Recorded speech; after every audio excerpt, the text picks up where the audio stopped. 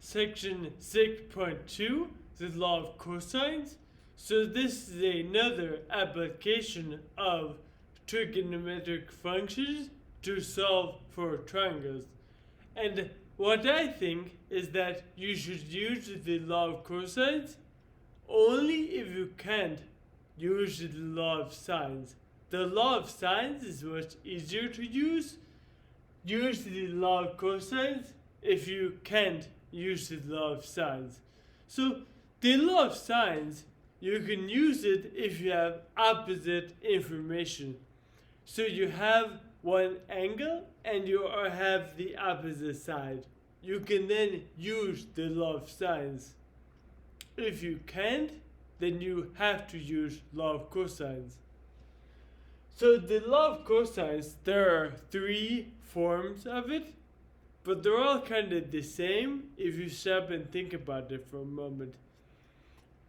So what I focus on is that you want to know how to create the law of cosines so you don't have to memorize all 3 forms.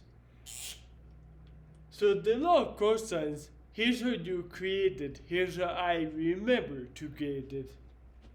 You have a side, so let's go little a squared, and all the way over on the other end, you have cosine of that same letter angle, so cosine big A. And then you gotta fill in the middle of it. Here's how you fill in the middle. You use the other 2 sides, so in this case using little b, little c, and you do kind of a Pythagorean theorem looking thing. And then you'll subtract 2 of the sides multiplied together, multiplied by the cosine of your angle A. So there's bookends, little a, big A, and then everything else goes in the middle. This Pythagorean theorem looking thing, minus 2 BC times. So then you can make the other 2. Kind of think about it. Gonna go with B, bookends, little b squared on this side, all the way over in the other end, cosine of big B, and then fill in the middle with the other letters and this Pythagorean theorem looking thing, minus 2 times those sides times the cosine. So then the third form of this equation is going to have c bookending the sides and little a, little b filling in the middle. Go ahead, pause the video for a moment, try to write it on your own. So little c on the side, the other side cosine of big C, then little a and little b filling in the middle. The Pythagorean theorem looking thing, minus 2a times b times cosine of big C. So those are the 3 forms, but if you remember how to create them, then you don't have to memorize all 3. You just remember how to create them, and you can create whichever one you need. Now, law of cosines is not all bad, especially when you have a calculator. You just plug it all in, get your answer. The only way law of cosines can give some trouble is if you're only given all 3 sides. You're not given any angles to work with. When you're only given all 3 sides, now all 3 sides, you're not given any angles, there's no opposite information, so you can't use law of sines. And then when you're given all 3 sides, you'll have to find your angle, you'll have to use inverse cosine to do that. That is the most problematic, situation for law of cosines. Oh, look at that. A problem that only has the three sides. It's almost like I did that on purpose. So we have to find angle A. We're given those three sides. So we're going to create our formula using the letter A as our bookends. So little a squared equaling cosine of big A, and then fill in the middle. So the Pythagorean theorem looking thing, minus 2bc times cosine A. And then you plug in everything you know. So we have 8, 19, 14. So 8 squared and 19 squared and 14 squared minus 2 times 19 times 14 times the cosine of A. So we start simplifying down.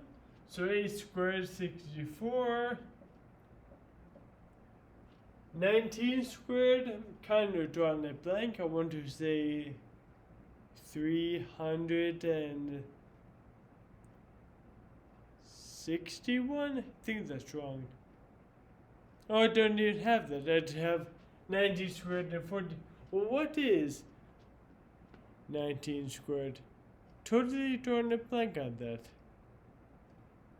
19 times 19. 361, okay, good deal. And 14 squared is 186. So add those together, 557. Minus 2 times 19 times 14, give you 532. Times the cosine of A. So now we want to get cosine by itself, and we want to use inverse. Now, I want to encourage you to take a moment to pause the video, try to find the measure of angle A, because I'm interested if you'll make kind of the common mistake. Usually, students subtract these and then they divide the coefficient over. But 557 and 532 cosine A are not like terms, so you can't subtract them.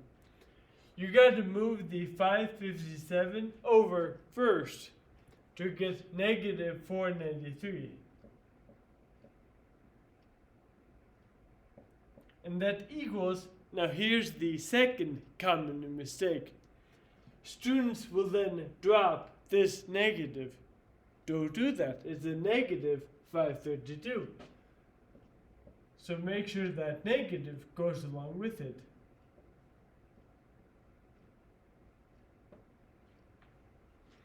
And from here on out, it's pretty smooth sailing. So dividing negative 532 over, the negative over a negative cancels out.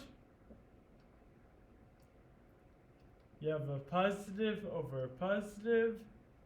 So 493 over 532 equals cosine of A. And then you want to do inverse cosine of both sides. So to get rid of the cosine on angle A, do the inverse for both sides. And I have my notes. I'm not going to do this in my head. You get to the measure of angle A being about, around 2 3 decimal places, 22.075 degrees. And why not include the angle A also? There we go. So this is the most problematic configuration you can get when you're given all three sides. You have to do some algebra to solve it. Don't make these common mistakes in here. And then using an inverse cosine to find the measure of angle A.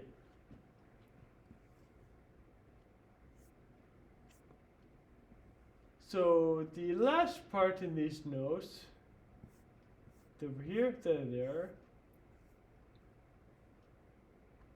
is another formula to find the area of a triangle.